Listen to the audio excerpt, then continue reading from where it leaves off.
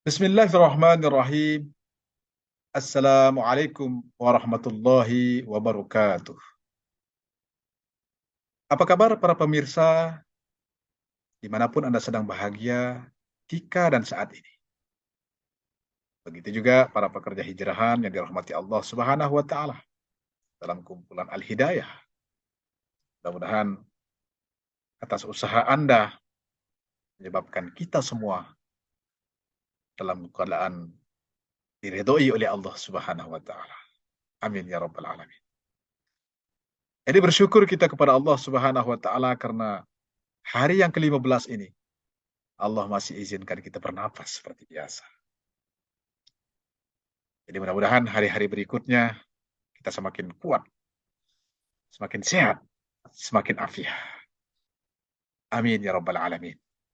Allahumma salli ala sayyidina Muhammad.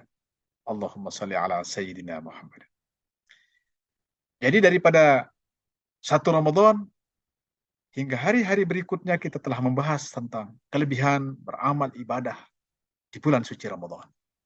Termasuk kelebihan bulan suci Ramadan itu sendiri, baik daripada Al-Quran maupun hadis Nabi Shallallahu Alaihi Wasallam.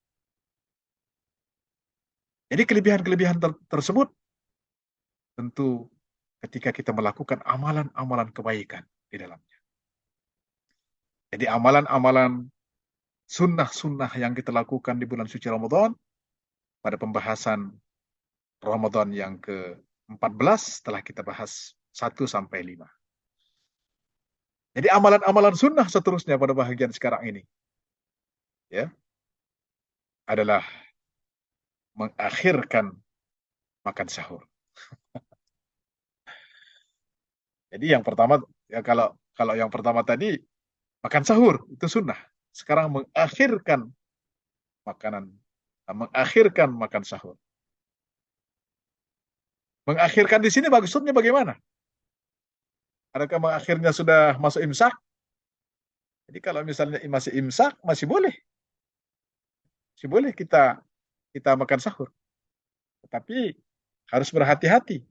Ya khawatirkan kita terlajak. Sebab kalau terlajak perahu ya masih bisa undur. Tapi kalau terlajak perkataan, terlajak waktu, susah mau atret lagi, gustan lagi. Jadi mengakhirkan makan sahur. Jadi akhirkan makan sahur hingga kira-kira 15 menit ya sebelum fajar subuh. 15 menit. Dalil daripada mengakhirkan sahur adalah hadis Nabi Shallallahu Alaihi Wasallam daripada Abu Dzar radhiyallahu anhu bahwa Rasulullah Shallallahu Alaihi Wasallam bersabda, senantiasa umatku dalam kebaikan selama mereka mengakhirkan sahur dan menyegerakan berbuka puasa. Hadis riwayat Ahmad. Jadi kalau sahur diakhirkan, kalau berbuka disegerakan. Subhanallah.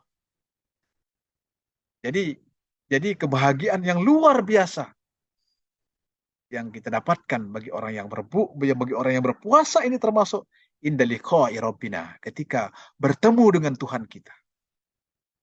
Dan yang kedua ketika kita berbuka puasa. Ini hanya orang-orang yang berpuasa yang tahu bagaimana nikmatnya,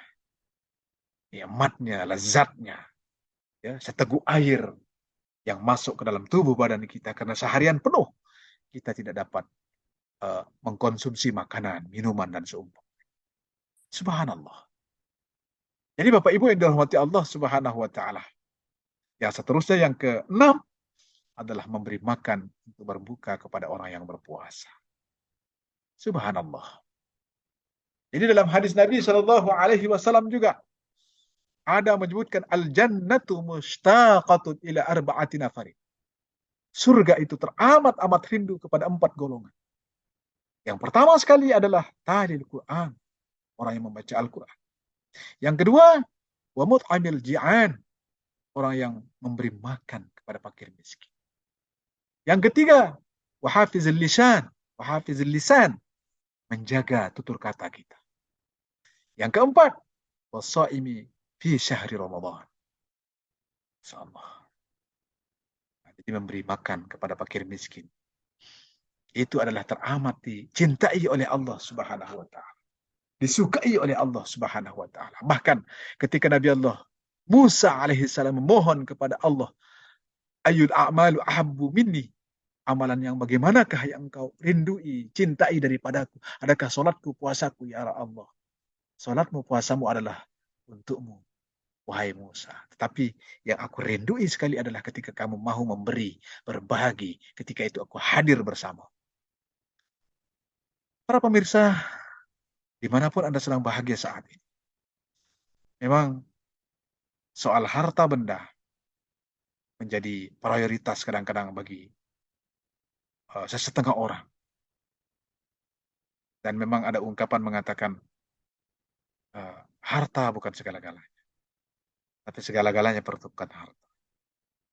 Harta bukan segala-galanya, tapi harta perlukan segala-galanya. Itu ada benarnya juga. Tapi kita tidak boleh tamak haloba sehingga kan ada hak orang lain kita tidak bahagia. Sehingga ada hak orang lain yang kita zalimi. Ingat, doa orang yang terzalimi pun juga tidak ada hijab antara mereka dengan Allah Subhanahu wa taala.